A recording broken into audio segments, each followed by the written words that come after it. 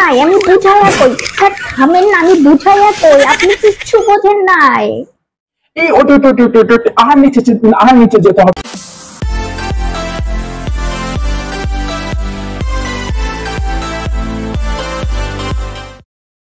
July I coming sir. What? July I coming মানে? আপনিই তো শিখাইছেন।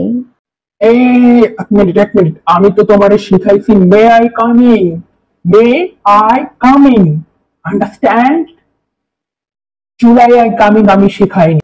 আপনিই তো শিখাইছেন যে জেনারেল নলেজ কাজে লাগাতে। তার জন্যই তো স্যার আমি জেনারেল নলেজ কাজে লাগিয়েছি। তখন ছিল মে মাস আর এখন জুলাই মাস, তার জন্যই তো জুলাই আই কামিং। কেমন বুদ্ধি স্যার আমার, বুদ্ধি আমার খুলছে। ঠিক আছে, ভেতরে আসো। দাঁড়িয়ে আছো কেন? চলে এসো, টাইম চলে যাচ্ছে।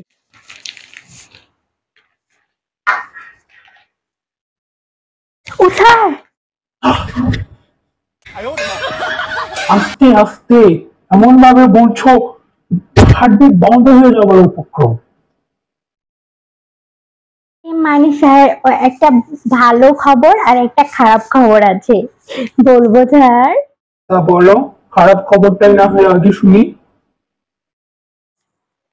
স্যার খারাপ খবরটা হচ্ছে আমার মোবাইল ফোনটা না জলের বালতিতে পড়ে গেছে। ও, সো স্যাড। আচ্ছা, ভালো খবরটা এবার বলো শুনি, ভালো খবরটা। খবরটা হচ্ছে আমার মোবাইল ফোনটা যে বালতিতে পড়েছে না, সেই বালতিতে জল ছিল না। ভালো খবর না স্যার? এইটা কোনো কথা? তো এবার আমি পড়াশোনায় আসছি। বলো, গতকাল যে আলোচনা করেছিলাম বাংলাদেশ আর ভারতের জলবায়ু সম্পর্কে, মনে আছে কিছু? বলো, ভারত কোন জলবায়ু? ভারত হচ্ছে ক্যাটরিনা জলবায়ুর দেশ। বাংলাদেশ যদি আপনার মৌসুমী জলবায়ুর দেশ হয়ে থাকে, তাহলে ইন্ডিয়া, ভারত হচ্ছে ক্যাটরিনা জলবায়ুর দেশ। ভারত নাকি ক্যাটরিনা জলবায়ুর দেশ? আমার আমার মাথায় দুইটা বাড়ি দিতে হইবে।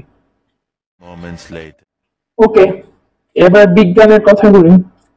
এমন একটা পদার্থের নাম বলো যে পদার্থটা বিভিন্ন সময়ে বিভিন্ন জায়গায় বিভিন্ন ভাবে রূপান্তরিত হয়। সেই পদার্থটা? স্যার চুল। চুল? কি করে বলো? আপনি আমার ব্যাখ্যা চাইবেন, এই জন্য আমি রাত্রে পড়তে বসে খুব ভাবনা চিন্তা করেছি। কারণ চুল যখন মাথায় থাকে তখন কি বলে স্যার? তখন বলে চুল। আর যখন কপালের উপরে থাকে তখন কি বলে স্যার? তখন বলে ভ্রু। যখন চোখের উপরে থাকে স্যার তখন কি বলে? পাপড়ি। হ্যাঁ, আর যখন নাকের নিচে থাকে তখন বলে হচ্ছে স্যার গোপ।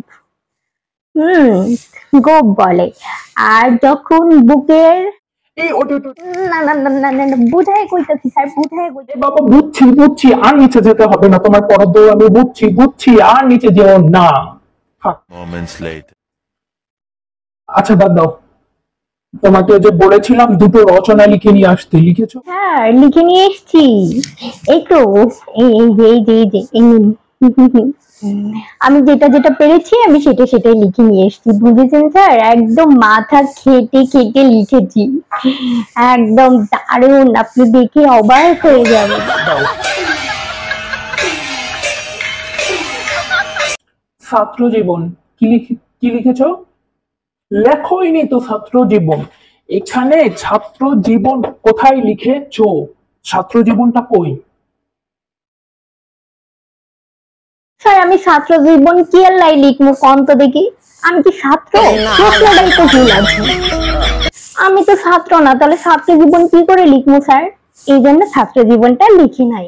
সারো, তারপরে ক্রিকেট দিয়ে লিখেছো ক্রিকেট। এই যে ক্রিকেট খেলা শুরু হলো আর তখনই বৃষ্টি নামলো, ম্যাচ শেষ, তাই আর কি লিখবো? এটা কোনো কথা? এইটা কোনো কথা? আমার মাথা শেষ, তোমার আমি মানুষ করতে সত্যি পারবো না। স্যার, ও স্যার, আমার একটা প্রশ্ন আছে, উত্তরটা দেবেন? হ্যাঁ বল। স্যার, শিক্ষামূলক বিবাহ কাকে বলে? আমার মাথা মাথা মাথা আমার মাথাকে বলে। হইছে, আমার মাথাকে বলে। কোন দুঃখে কখনো যে এরকম একটা মেয়েকে পড়াতে চেয়েছিলাম মাথায় আসে। আপনি জানেন না, তবু আমি আপনাকে জিজ্ঞাসিলাম। শিক্ষামূলক বিবাহ হচ্ছে স্যার তাকে বলে যখন একটা শিক্ষক আর একটা ছাত্রীর মধ্যে বিবাহ হয়, তখন তাকে শিক্ষামূলক বিবাহ বলে। এই চুপ, বেয়াদব, লিমিট ক্রস করে ফেলেছো আজকে। এই যাও যাও যাও, আজকে তোমার ছুটি, পড়ানো হবে না। না আজকে ছুটি, যাও ছুটি, পড়াবো না, যাও।